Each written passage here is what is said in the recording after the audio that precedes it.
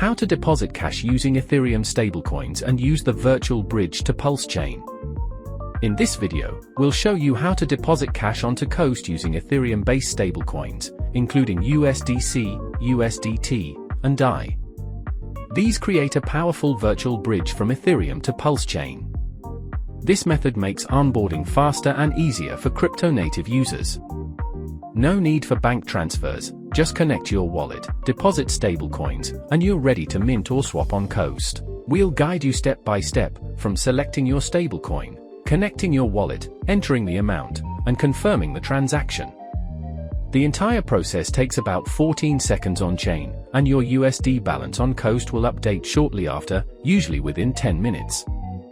For most users, it is faster and cheaper than the official PulseChain bridge.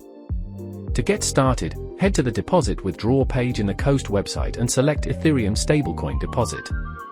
You'll then click Select Stablecoin to Deposit, where you can choose from USDC, USDT, or DAI.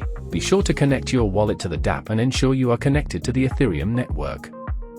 Next, input the amount of stablecoins you'd like to deposit. The website will automatically read your available balance.